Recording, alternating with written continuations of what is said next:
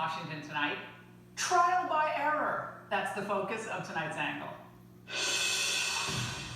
And they might be asking, why is public trust in the American judicial system declining? Well, it's not simply the BLM propaganda flooding our schools, our universities, that's told young people that disproportionate incarceration of African Americans equals racism. It's not just that. Respect for our justice system is also cratering due to Democrats' crusade both against Trump and against traditional Americans in general. Now, for the most egregious example, look no further than Trump's civil trial in New York, brought by Trump-hating activist Letitia James. Now, yesterday, Judge Arthur Engoron, who looks like any random legal panelist on MSNBC, blatantly revealed his anti-Trump bias for the world to see because he went so far as to mock Trump's phrase about the perfect phone call, even using air quotes as he said it.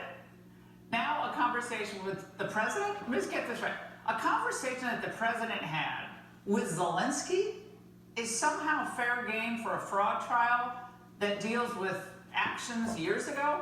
Look, I saw this and I thought, look, nobody will be surprised by this. This guy's a lefty going back to his days as an anti-Vietnam War protester. We all know what's going on here. No case like this has ever been brought in New York, overvaluing assets, and they're bringing it now only to try to break Trump financially. And we know if Trump never ran for president, they never would have targeted him, never would have happened. That's undeniable. And it's prima facie evidence of the rank political vendetta at work here. Now, the media has made it very clear to any Democrat in the DOJ or the DA's offices around the country that their job is to prosecute Joe Biden's political opponents by any means necessary. They don't want equal application of the law. That's why there are no cries for prosecuting those pro-Hamas nutbags who damaged White House property and historic monuments last weekend.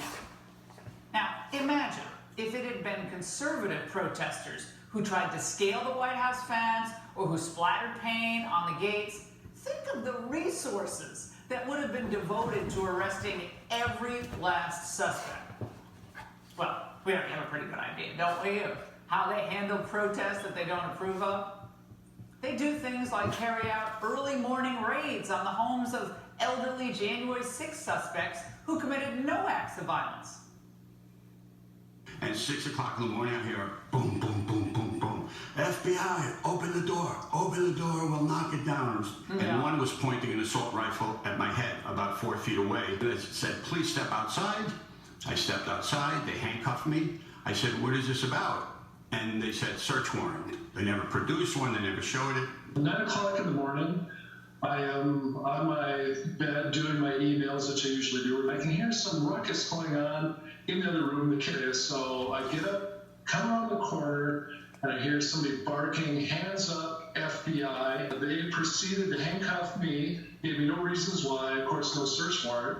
God forbid they present a search warrant. And they also launched a massive made-for-TV manhunt.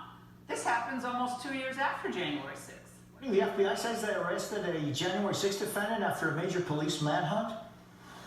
Yeah, that's right. He was a New Jersey National Guard member who was charged with felonies in connection with the January 6th attack. He was there at the Capitol. Gregory Yetman is his name. When the FBI went to arrest him, he fled, and there was a massive manhunt in New Jersey. How many times can they say massive manhunt? Okay, this week, just to give you a sense of the resources spent, federal, state, and local law enforcement, yeah, huge resources were used in this attempt to arrest this former New Jersey National Guardsman who'd been wanted for allegedly picking up a can of pepper spray and using it against Capitol Police and other protesters. So this guy, Gregory Yetman, who's 46 years of age, turned himself into that incident. But the FBI made its point, didn't it? And by the way, this was all done to arrest an individual who the local mayor said was no threat to the community. Which begs the question, why did they need to deploy SWAT teams, police canines, call in the helicopters, roadblocks, all that? Why didn't they do that? Well, many Americans get it, right? They see it for what it is. This is a two-tiered system of justice. Arresting this guy with such a big display of force is a message to all of you. Not worth attending a rally, any kind of rally. Now, was it in any way proportional that the head of the Proud Boys, who wasn't even at the Capitol on January 6th, was handed a sentence of 22 years in federal prison? The prosecutors said that the sentence was meant to deter others who were, quote, unhappy with the results of future elections. Huh. Well, how many fentanyl drug dealers whose pills have killed people get that kind of sentence? Just last month, the dealer linked to the deadly pills sold to actor Michael K. Williams, he got a measly 5 years in federal prison. 5 years for selling a deadly drug that killed a man. So we have gang members, we got drug dealers, rapists, child molesters, murderers, and perhaps even terrorists who've crossed our southern border. And yet the Biden administration, they don't seem to care about that. There's 280-something people on the terrorist watch list. Are they out of the country or are they in the country? Senator, they very well may be out of the country. But you don't know. But they know where those January 6 people are. They just don't care about the border crossers because that narrative is bad for them politically.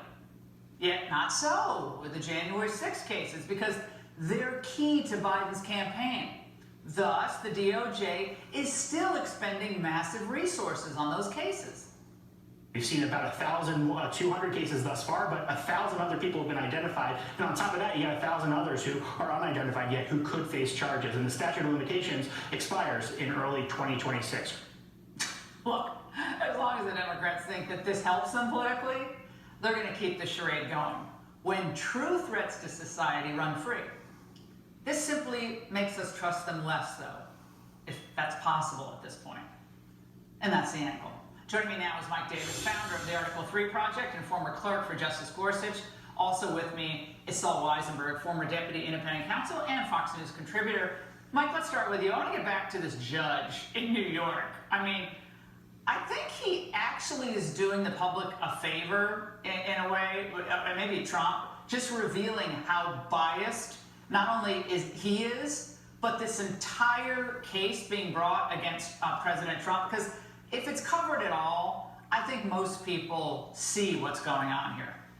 First, I want to commend Congresswoman Elise Stefanik. She filed an ethics complaint against this judge today because he is blatantly biased and he has horrific judicial temperaments. And it's very clear that between this Democrat Attorney General Tish James and this Democrat Judge Engoron, they are railroading President Trump in New York, and they're going to try to bankrupt him and destroy his business. And this is part of the Democrats' lawfare and election interference.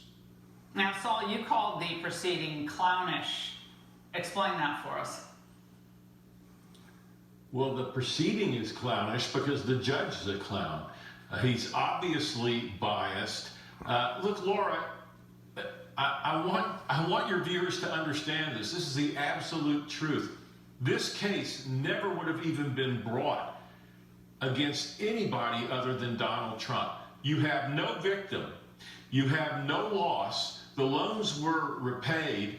The banks never complained about any of this. It is an example. What they are doing to Trump is what they accused Trump for 4 years of wanting to do. They are doing totally political prosecutions. So I don't know what else can be said about it. It's truly outrageous. Well, Mike, when you hear him quoting the perfect phone call, has nothing to do with the case. I mean, he was reaching for that. He was looking for a moment, I guess, to be quoted. He seems proud, totally proud of his bias against President Trump. And even the other day, he said, I've heard enough from you. I've heard enough from the defendant. Okay, on the stand. Okay, that's cool. Yeah, this judge is a Democrat activist. He's a Democrat operative, so is his law clerk. This is outlined in Stefanik's complaints. This judge started these proceedings by grinning for the cameras. He ruled against President Trump, entered summary judgment against President Trump before the trial even began. He's holding this show trial, and he's clearly going to rule against President Trump. And unfortunately, it looks like these judges in New York, they're such Democrat operatives that it looks like the Supreme Court of the United States may have to step in because President Trump is getting railroaded. Well, Saul, Letitia James feels the need to, as the prosecutor, walk out and make comments pretty much every day. I mean, you can kind of understand Trump doing it, the whole government's after, but she goes out and she does her little speech, and so she decided to, kind of take after Ivanka this week, and she said she was clearly involved in negotiating and securing loans, favorable loans, for the benefit of the Trump Organization, for Trump and her brothers and herself. Almost making the case now about Ivanka. I guess she wants the celebrity angle. Totally inappropriate to do that to somebody who is only a witness. Just, I can't stress enough how inappropriate it is. It's quite a circus. And she's gone well beyond, Letitia James, well beyond fair comment or fair response to some of the things that former President Trump has said. And anybody who knows the legal system and is looking at this knows how ridiculous this is. Again, these are sophisticated banks that are the supposed victims here that never complained to anybody.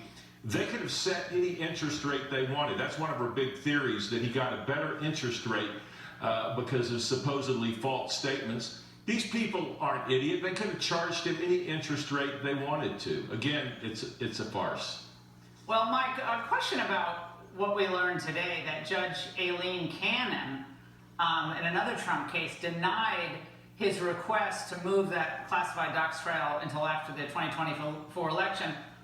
But she did say she would reconsider the case schedule early next year, so I guess they could make, another motion, or she's just going to reconsider the same motion early next year?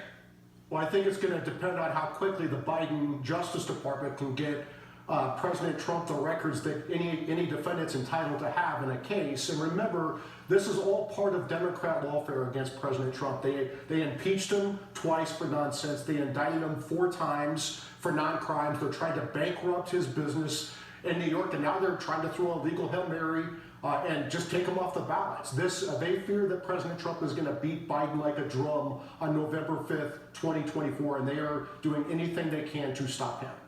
All right, gentlemen, great to see both of you. Thanks so much.